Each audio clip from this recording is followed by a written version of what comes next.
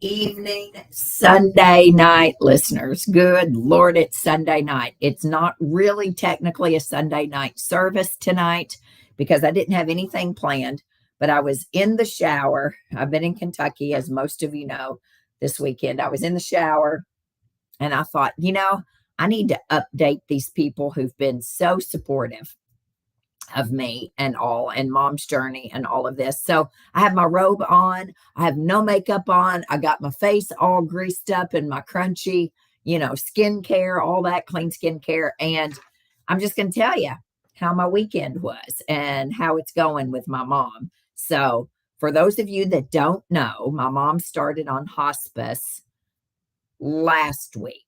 So it's been a little over a week now. It's been right at like 8 days, maybe 8 or 9 days. Started on hospice.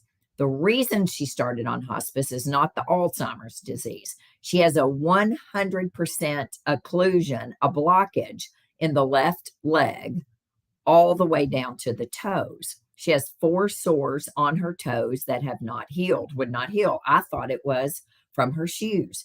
We didn't know she had 100% blockage. So I changed her shoes, did all this. Anyway, long story.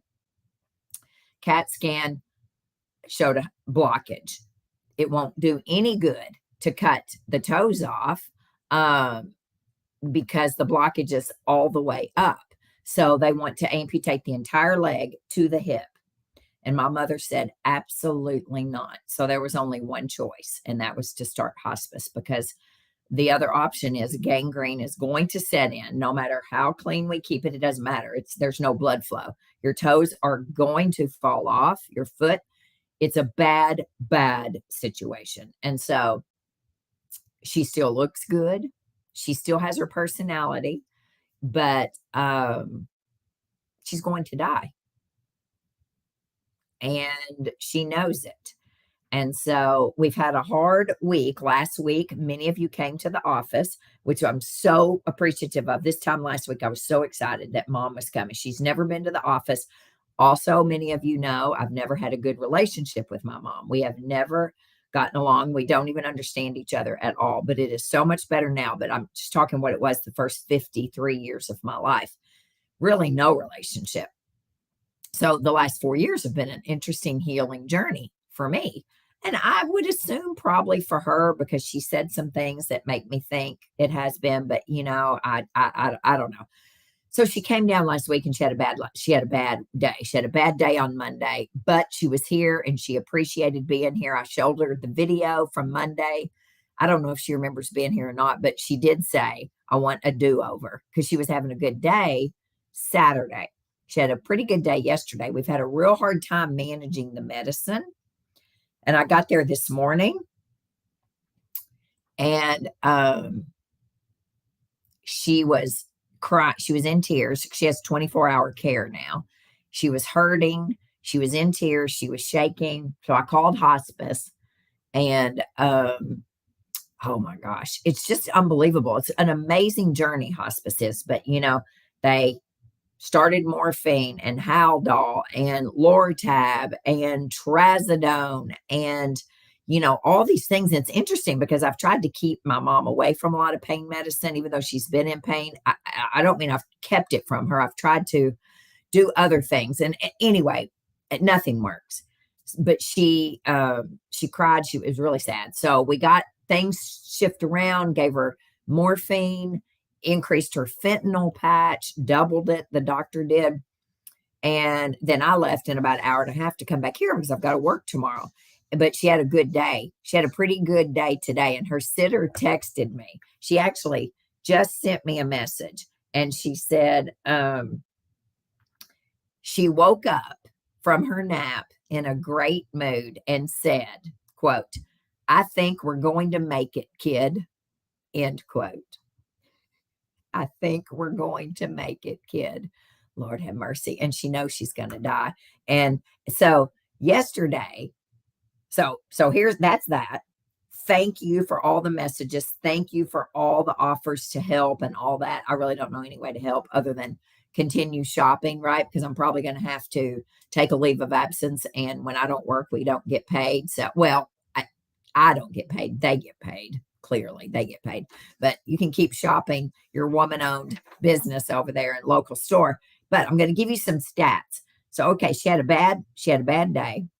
The plan is we're going to bring her home to the home I grew up in, the home where the trauma happened, the home that was not a peaceful place that I have worked very hard the last 3 years to make a peaceful experience. So the goal is to, and I think that maybe I bought that house. I thought I bought it to keep her at the Silly House longer, right? So that she could stay and not ever have to go to a nursing home. But I think maybe, possibly, I bought that house so that she could come home to die in it, which is really interesting and heavy. I don't know how that's going to work. I've worked so hard to make this house amazing.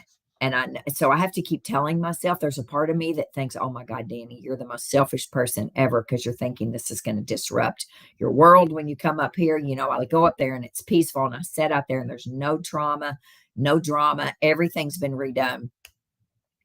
But then I think, okay, you can do anything short term. She's not going to be here forever.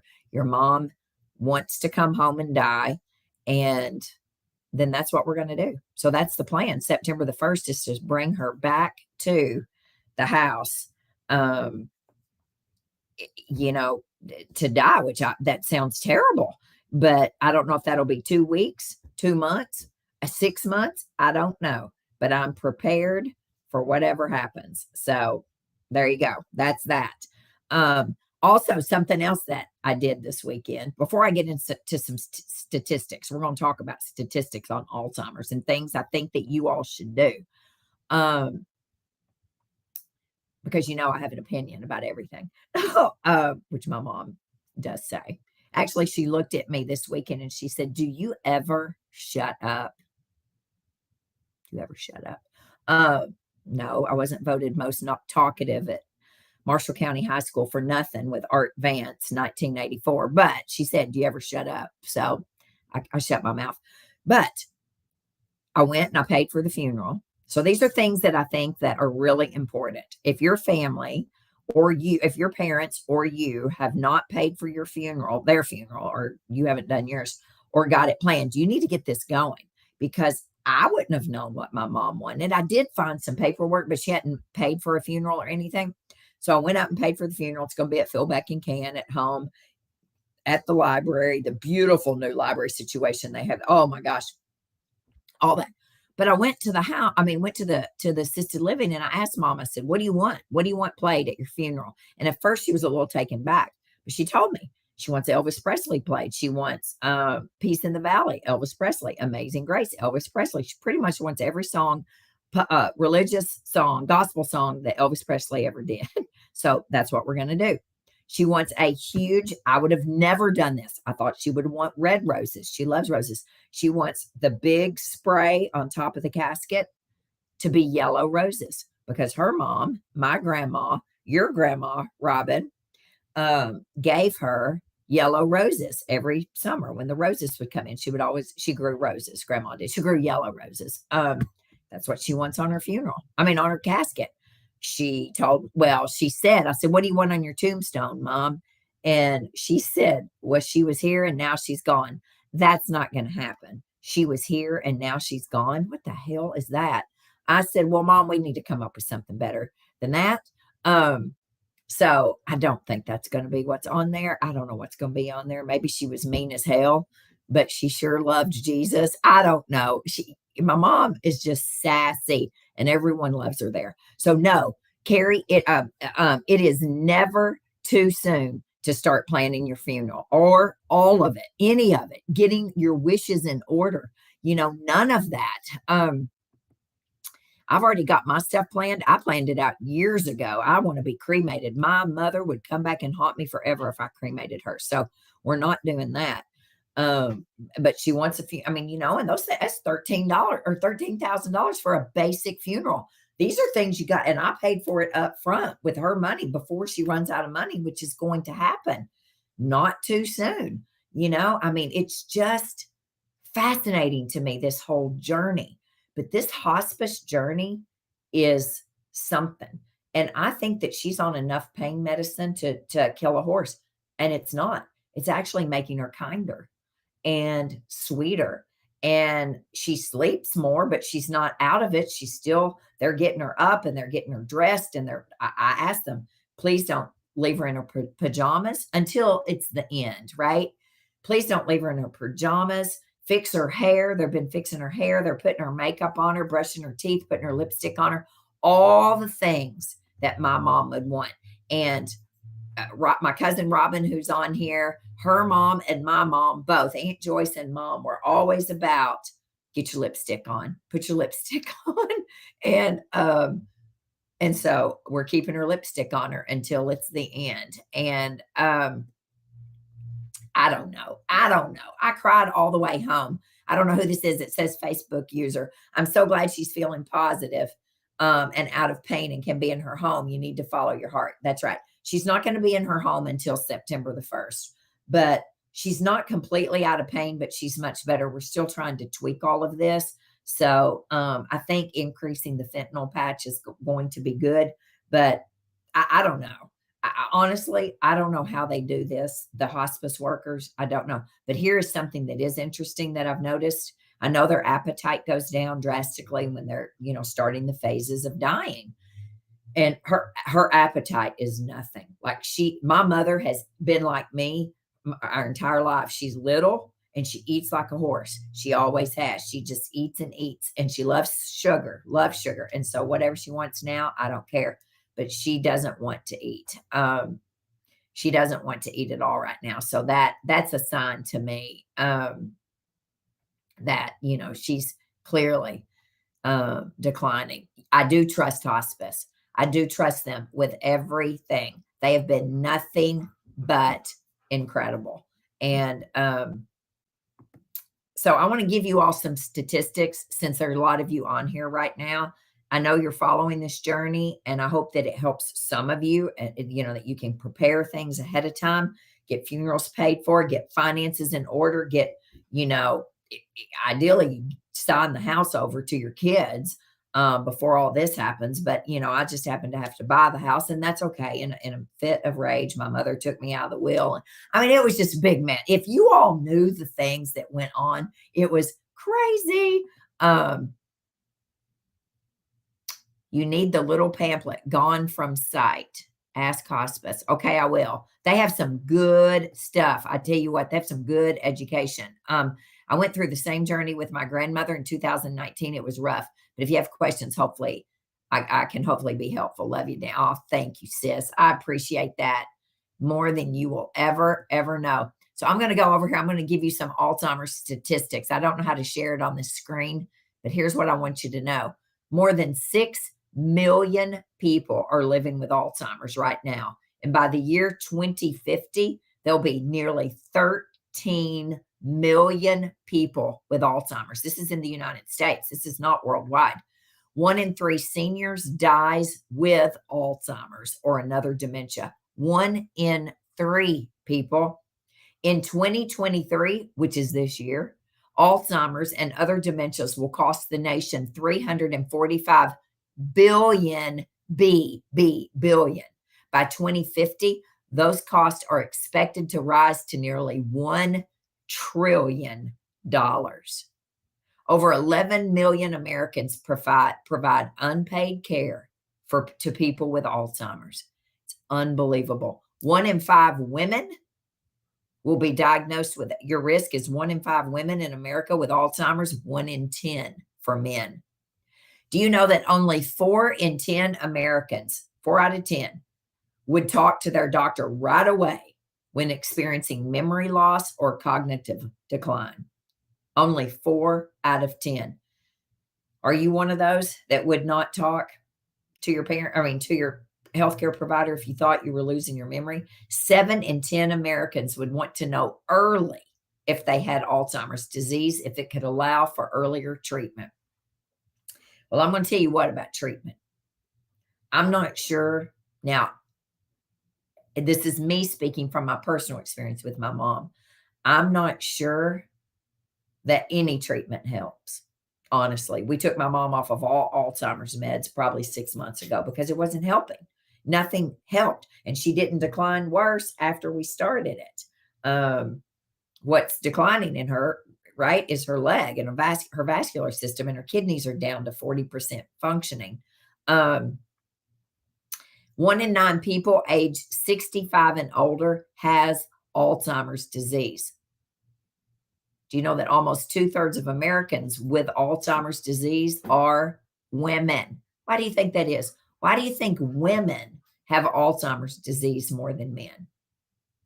I don't know that answer, and we don't know that answer. I don't know if it's stress, um, hormones, maybe lack of hormones. Once we go through menopause, a lot of healthcare providers will not put you on bioidentical hormones.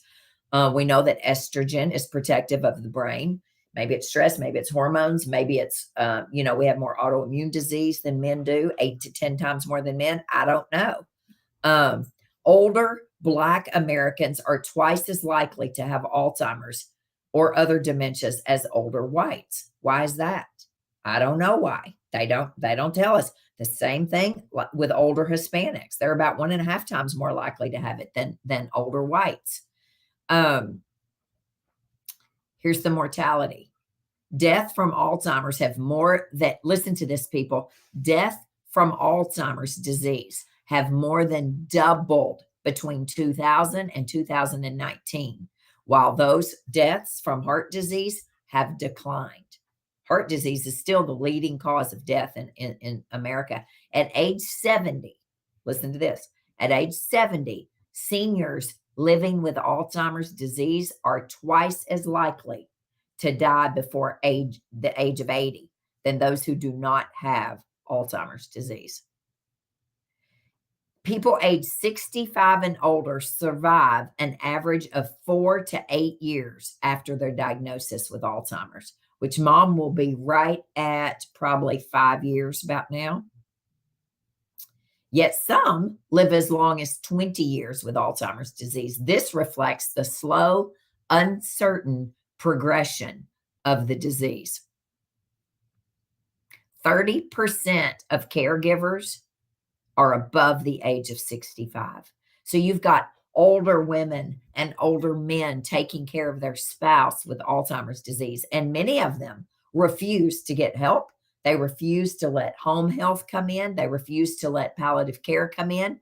I mean, it's really interesting the things I've learned about this from other patients, as well as from people at the assisted living talking about it. Approximately 2/3 of the caregivers are women, as well as the majority of the people with Alzheimer's are women. It's crazy. More specifically, over 1/3 of dementia caregivers are the daughters. Isn't that something? I didn't know that until today. Approximately 1/4, so 1/4 of dementia caregivers are the sandwich generation caregivers, meaning that they care not only for an aging parent, but also for at least one child. 41% of caregivers have a household income of $50,000 or less. And let me tell you something, it's not cheap being a caregiver. I cannot tell you the thousands upon thousands of dollars I have spent traveling to Kentucky the last 4 years. And that, who's paying for that? Nobody but me. The money I've spent, literally thousands. Now I own the supplement store, but I didn't ask her to pay. She didn't pay for a penny of it. It's interesting because the elder care attorney said, Danny, why didn't you ask? Why didn't you write a check for that out of her? And I don't know. I don't know. I didn't, because I think it was the wrong thing to do.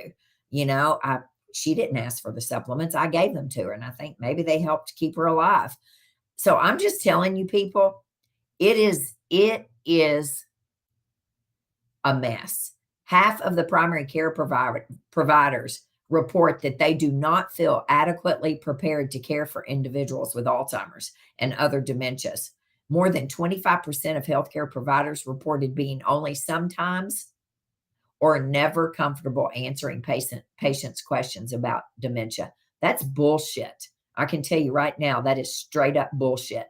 Every single healthcare provider out there, that is our job as healthcare providers. And if you're not comfortable, too bad, then you need to get your head in the books and figure out, or reach out to the Alzheimer's Association or whomever, and get some education and tell them, look, I don't know enough about this, but here's where I can send you. It just drives me crazy. And, Jackson's in medical school right now. Few healthcare professionals specialize in geriatrics. Only 12% of nurse practitioners had special expertise in gerontological care. Well, I don't have any expertise in it, that's for sure. Less than 1% of registered nurses, physicians, assistants, or pharmacists identify themselves as specializing in geriatrics. Let me tell you, the population is getting older. We are living longer, and we are sicker as well. So we have got to get our act together here nationwide, as a nation and probably as a country. And I could go on and on and on. But if you go, you know what I'm going to do? I'm going to share these statistics here on the comments here for you all, so you all can read them, because there's a whole lot more from the Alzheimer's Association. So all of that being said, people, take care of your brain. My mother wasn't born with Alzheimer's disease. Her mother died of Alzheimer's disease. Grandma wasn't born with Alzheimer's. I wasn't born with lupus. We turn these things on. Now, can we turn Alzheimer's disease off? Dale Bredesen says you can. In my world so far, with patients that have died with Alzheimer's, because Alzheimer's is generally not what kills you, right? Something else does. We have not been able to turn it off. I do think I slowed it down with my mom, with everything I did for the last 4 years. I feel like I did. I couldn't change her diet. That wasn't possible. But I did put her on a lot of supplements, magnesium threonate and fish oil and bees. And I mean, you just name it, she was on it. Probiotics. She's not anymore because she's getting tired of taking pills. And I know that's going to change. So as of last week, I took her off. But I am telling you, we are not born with chronic diseases. We are not. And I am living proof that you can turn off anything that you have turned on. Or if you can't turn it off 100%, you can dial it back so far that it's under the radar and you don't have to live with the symptoms of it. I'm exhausted. I am tired. I look tired. I am tired. Of course, I've just got out of the shower. So of course I look like, woo, we about to flash you people. But I feel better at 57 years old than I ever did at 47 or 37 or for sure 27. I felt crappy when I got married. Maybe that's why I got married. No, I don't know. I don't know. Shouldn't say that. I'm not ever going back there. There's not enough gluten in the world to make me go back there. There's not enough. I mean, a lot of things I did. Dr. Pepper. I loved Dr. Pepper. I went to Costco today. Also, Jackson and I went to Costco and loaded up, and I made a video for you all. I got to put together. I got lots of videos on it. I got to put it together. But, what do you recommend to help prevent Alzheimer's and dementia? Alzheimer's and dementia are diseases of prevention. They are lifestyle diseases, chronic lifestyle diseases. They are turned on by your lifestyle, and they are turned off by your lifestyle. So I recommend a Mediterranean diet. I recommend cutting out anything that's artificial, fake food, frankenfood, no diet soda, no Splenda, no NutraSweet, no nothing, no Sweet and Low, none of that, right? A real one ingredient Mediterranean diet, one ingredient food, not a bunch of boxes and bags. Can't say that's a cupboard back there with all the boxes, processed frankenfood, real food that goes bad. You got to eat well. You have to sleep well. You have to move well, poop well, de-stress well. Stress will kill you. And you have to commune well. You need community, right? My 6 Steps to Healing, that book right there. If you have not read it, you need to order it tonight and you need to read it, because I'm going to tell you it's a game changer. And it's my story of healing. And it's how I reversed 24 years of autoimmune disease and chronic lifestyle disease. So if you haven't read it, you need to order it. It's everywhere you order books. I also recommend magnesium threonate, fish oil, things that are anti-inflammatory, things like turmeric, right? A good probiotic, a good D3, a multivitamin, things like that. It's an amazing book. Thank you, Mackenzie. I think it is. I think it's a good book. I think it's evergreen. I don't think it'll ever go out of style. I'll probably update it in a couple of years because research will change, right? But the bottom line is garbage in equals garbage out. We've known for thousands of years that food will heal you or kill you. The number one thing right here to prevent chronic lifestyle disease is your diet. But you got to change your lifestyle, right? If you continue to do the same thing over and over and you expect something different, right? That's what is that? The definition of stupid. So you got to get up. You can't make friends with the couch. You cannot make friends with the couch. You got to move. You've got to eat well. You have to sleep. Your body heals when you sleep. All of that. So, Alyssa, what is she saying here? In my 20s, I had a doctor tell me stress has no impact on your health. Well, he was a liar, I can tell you.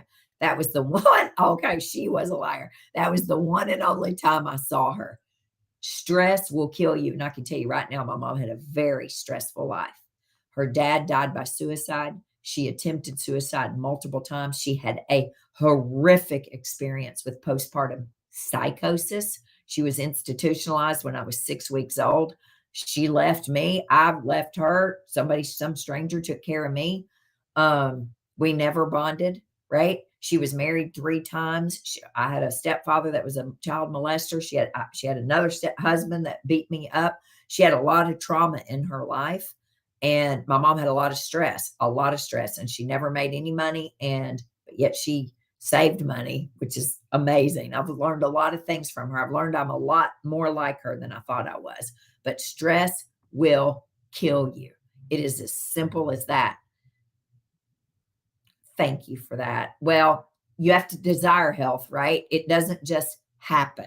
Now, most of us weren't born sick. Some of us were. There are some people who were born with chronic diseases. Absolutely. I'm not talking about those diseases. I'm talking about the chronic lifestyle diseases that we were not born with, that we turned on. You can turn them off. It's very simple, people, what I ask everyone to do. Very simple, but it's not easy. When you're sick and tired of being sick and tired is when you'll change. My sister died 2 years ago from frontal temporal dementia. Oh, Lord. She was only 66 when she was diagnosed. It was very hard to watch her deteriorate so quickly. Absolutely. Oh, I'm sorry about that, man, Michelle. 66, that's too young. That's 9 years older than me. I would love, what are you saying, to see a breakdown of not only what supplements, but the best time of day to take each one and which to take together and which ones to take apart. All right, I can do that. 3 and 8, you're supposed to take all through the day, but I take mine at bedtime because I'm afraid it'll make me tired, and I can't be tired. I got to be on my A game during the day. Fish oil, of course, anytime during the day, generally with food, taking oils. But yeah, we can do that. That's easy to do. I just ordered your book. Yes, I've been stressed for all my 28 years. Well, 58 years. Angela, help is on its way. If you read that book, it is it's a handbook. So that book has got guidelines in it, and things that I recommend, things that work for me, things that didn't work for me. It is a good book. So if you love it, share it with your tribe. And if you ordered it off of Amazon or Barnes and Noble, please review the book. Okay, I'm sick and tired of being sick and tired. My only sister passed away 3 years ago from a rare lung disease. She took part of me with her. Okay, I'm so sorry. Wow. Well, all right. Then it's never too late to change. Let me tell you right now, although it's never too late until it is. It's never too late to make amends, which I feel like that's what my mom and I are doing, is we're making amends with each other. I don't think I'll ever have the closure or ever have her say the things that I always wanted her to say. I think that any kid would want their parent to say. I don't think that's going to happen. And I think I'll have to process and work through that, through the trauma of all of that when she's gone. But she has said things the last several weeks that I never in a million years thought she would say. And that's something. She's still ornery, just like yesterday when I took the food over there and she said, well, there's no seasoning in any of this. I mean, it's just, I said, well, here. And I gave her the salt shaker and literally she just poured it on it. I mean, okay, whatever. I don't let that stuff bother me anymore. But, there are millions and millions of daughters who bury their mothers and their fathers every year, who never get the closure or the, I don't know, that just the things get said that should have been said. Because I have to be real careful because she has Alzheimer's. Good Lord, I guess I could say everything I feel and she wouldn't remember it tomorrow, but that would be a little mean. So, I guess I could say that. Just thought about that. Actually, I could say everything. But now I think I've moved past it. I just want to do the right thing. My mom passed away 20 years ago from Alzheimer's disease, a difficult journey. I miss my mama. Thinking about you as you travel this journey, sending you a big hug. Thanks, Kay. My grandma died of it as well, and my mom still thinks she's alive. She'll say things like, "We got to go get grandma. We got to go get mama." And then she'll go, "Oh my gosh, Danny, is she dead?" And I'll say, "Yeah, she's been dead like 9 years." Yeah, I think she died in 2014. Yeah, we were very close and it was hard. I can't imagine. My mother and I have never been, but I know it's going to be difficult. The thing is, when they're in this kind of pain and this kind of journey, you can't pray for death. I mean, I don't know, maybe you can, but I think you have to pray for what God wants, right? But you have to pray for perfect peace. That's what I've been doing. And in his time, because my timing is not his. Because quite frankly, if it were up to me, gosh, nobody wants to see their parents suffer and in this pain. And I just think it would be a blessing if they called me in the night and said, "Your mom died." And that's terrible. But I know that many of you can understand that. And then others probably are like, "What in the heck? That's the worst thing ever." No, it's not. I think there are worse things than death. And, I'm witnessing it. Now, she's not so bad right now that she needs to die tonight. I don't mean that. But I know it's going to get worse. I don't know how. I don't know. I've never walked this journey, so I'm not even prepared for it. But I'm just telling you, death is a blessing in many, many, many situations. And I think, well, I got a standard poodle laying right here beside me. I would never let him suffer. I would never let him go through pain. I would never let him hurt and cry and whimper and I just wouldn't do it. I would call Dr. Hatcher and I would say, "Come over here. We need to, it's time." And I realize we don't do that to humans. And so I get all of that.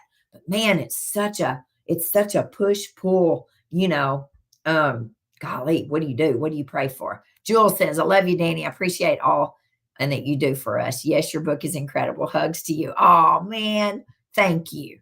Thank you. Thank you. I love you too, sis. Man, we've been through it, haven't we? We are more kind and compassionate to animals. Yes, yes, we are. Yes.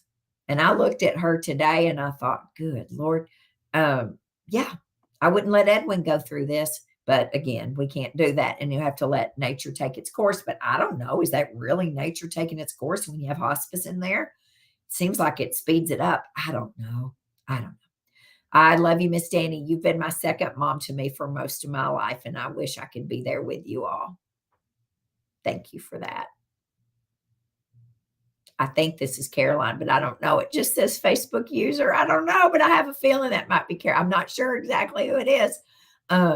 It's not terrible praying for God's perfect peace. Thank you, cuz. Oh, thank you. You know this journey. You've walked this journey. Yes, that's what I thought it was you. Okay, Caroline. Oh, Lord, girl, we've had some stories, haven't we? So, here's Jenna. Love you, Danny. We'll be here with you every step of the way. So this girl right here is the one who took my mom to the vascular surgeon and brought her. Many of you met her and brought her to the clinic last week. She's the one who took her to the vascular surgeon when I was in Florida at the conference. And she's the one that had to sit there with them as they told her they thought that they were going to have to cut her toes off. Jenna has been unbelievable, as has every sitter that works for Jessica Watson. Unbelievable with my mother. But she's the one who drove her down here last Monday and the shape that mom was in. And girl, I appreciate you. And yes, I know that you all will be with us every step of the way, especially when we get home, which is going to be, it's going to be fun. It's going to be definitely it's going to be a journey for sure. And Michelle says it's almost like having two deaths. One is in the mind and one is in the body. Whew, amen to that. Amen to that. Okay, guys, but I'm going to let you go. I'm going to get off of here. I appreciate you all more than you will ever know, but I'm going to tell you some things. So here's some ways. I have canceled every single public appearance, and I had several planned between now and the end of the year. Speak talks, talking, going to teach and all that stuff. I've canceled every single one of them except the one that is this Saturday at True Food Kitchen here in Nashville. It starts at 8:30 in the morning. It's an early morning get up on Saturday, go exercise, come to True Food Kitchen.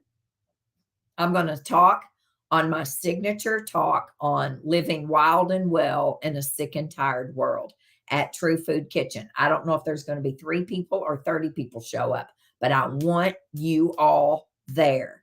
Okay. It's free. We'll have books for sale also. Then we can order brunch afterwards. The True Food Kitchen opens at 10. If you've never been there, it's in Green Hills. It's totally free. They are letting me speak. I am so excited. The timing's not great. So the timing's not great, but I cannot wait to do this. It's the last public appearance until 2024, or if something happens before that, then I can start scheduling things. But until then, it's going to be the last public appearance. No, it will not be online because it's part of True Food Kitchen. So it will not be. But True Food Kitchen, Green Hills, 8:30. It's all over Facebook, Instagram. It's in our newsletter, all of that. I just shared it on TikTok last night. If you can be here, be here. And it's free. And I'm going to talk an hour, probably about an hour, and then I'll have 30 minutes of questions on my 6 steps to healing, how we navigate going back to school, that kind of stuff as well. It's school year. So how we navigate working and balancing our health. And I'm hoping that a lot of their employees show up. They're offering it for their employees, but we're letting the public come to it. I'm excited. If you've never been to True Food Kitchen, it's my favorite restaurant that's all natural. Dr. Andrew Weil owns it, and it's a phenomenal restaurant. So I want you all there this Saturday, 8:30. I'll share it all over. Also, September 21st is the clinic crawl. I'm going to type it up here. September, SEPTEMBER, September 21st, 4 to 7 p.m. is our fall crawl. The entire store is on sale. We had hundreds of people there last year. I have all my favorite healthcare providers set up a booth. All of our supplement companies will have booths set up. We give away thousands of dollars of supplements at night. The entire store is on sale. Literally, it jams up Mallory Station Road. And I started this 3 years ago in our clinic complex to support the other healthcare providers in there, because I'm a big believer that a rising tide lifts all boats. I can't see all the sick people out there. There's enough of the pie to go around. So Dr. Bell will have his clinic open. Dr. Lori Powell will have her clinic open. Teresa Greco will have her clinic open. Then we have all these other clinics that are going to be there, and all these other vendors. Savory Spice Shop has a booth set up and giving out samples. Olivia Olive Oil, selling olive oil. I mean, you name it, we got it. We got clean crafted wine. I've got coffee. We'll have our extreme coffee roasters there. It's just so much fun. And then the next big event will be Black Friday, which is the biggest day of the year for us. And that's, I'm going to need a really a big day this year. But anyway, September 21st, 4 to 7, the fall crawl. This Saturday, 8:30 to 10 at True Food Kitchen. I want to see you there, guys. And we're going to talk about living wild and well in a sick and tired world. Deborah Gray, I absolutely love hospice. What a beautiful time. It's an honor to be supporting families during this time. Yes, it is.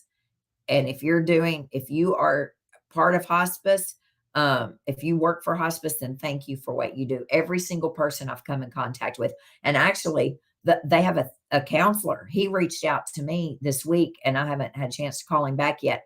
A counselor, a chaplain, 24/7. I've never seen anything like it.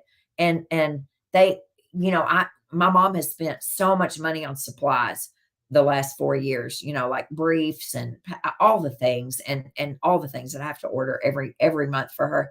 And they sent all this in, and I was unpacking it all 2 days ago. I think Jenna was there, and my mom got choked up, and she said, well, when you're going out, they load you up with everything, don't they? And she got so choked up because, my mom never had any money, and she never had a bunch of prizes. That's what we'd always call them, prizes. Of course, here I was opening up all this death stuff. But they loaded us up, and I felt so bad for her because it's just so sad. She knows she's going out, but like I said, she looked at Nicole today and she said, I think we're going to make it, kid. I mean, what? What does that mean? We are God's angels and hands in the feet of Jesus. Amen to that. Yes, you are. Man, I spent 45 minutes on the phone today. All right, guys, listen, I'll answer these questions later in these comments. I had no idea so many people had dealt with hospice. I've just never had them in my life.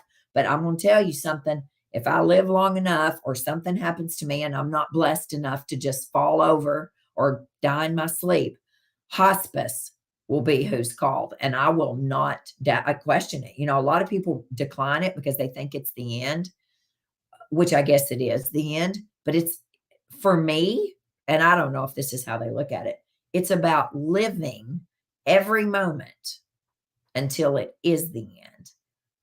Living every moment in peace and pain-free. Now, I may be wrong. Maybe I'm wrong, and Deborah can tell me if I'm wrong on this. That's what hospice is about. It's not necessarily about dying. It's about living what little bit of life you have, what life you have left. It may be longer than we think. So I would not be scared to have hospice if I were any of you. Any of you. I would not be. Deb says, whoops, I already shared that. Sorry. Hospice is a beautiful service, helped us with my dad more than I ever imagined. Decisions are hard, but I believe when it's God's time, it won't matter what our decisions are or could have been. Love and prayers to you. I believe that. I think that's right. Exactly. You got it. That's exactly what hospice is meant to do. So if nobody hears anything tonight, maybe because we're all going to die, right? Maybe you should know that hospice, if you're not familiar with hospice or you're scared of hospice or your parents are, I just think it's something we need to talk about. It's like pre-planning funerals. You need to prepay for your stinking funeral because you don't need to be in sticker shock at $13,000 or $12 or $15,000 when mama died and you got over there and everybody spent all the money's gone and nobody has money for a funeral. I mean, good Lord. These are things we need to prepare, all right? We do not need to put our head in the sand. All right. And on that, I'm going to go, yeah, we love you, Danny. It's all about living in comfort. All right. I'm going to leave that one right there as the last comment. Okay. This Saturday, True Food Kitchen, 8:30 in the morning. Get your butt up and get over there. I don't care if you are griping. I'll ask Brent, who's the manager at True Food Kitchen, if we can give coffee to everyone, at least give everybody free coffee. If you want, then I'll buy everybody free coffee there. All right. We'll have some coffee and some water, and then we'll have brunch afterwards. I'm going to stay and have brunch afterwards. And if you want to stay and have brunch, great. If you don't, then go home. But let's have a big turnout at True Food Kitchen on Saturday, and then September 21st. And thank you from the bottom of my heart, guys, for all the love, all of the messages, Facebook messages, Instagram. I just don't have time to answer everything. All the text messages, all the sweet messages when you guys order online that you send in to and with your order, and they'll show them to me and say, look here, so-and-so said that she's praying for you, Danny. So thank you. That's how you can help, is you can continue shopping local and shopping a woman-owned business, because I suspect I'm going to have to take time off. All right. Love you. I love you, hospice. Love you, Caroline and Robin and Jenna and all of you that are on here tonight. April, love you too, man. No, you're a blessing, my friend. You guys go have a good night, okay? Sorry I'm in my pajamas and no makeup, but I just wanted to tell you all the journey that's going on. And this sure is an experience. It really is. And I'm documenting it, man, because I never knew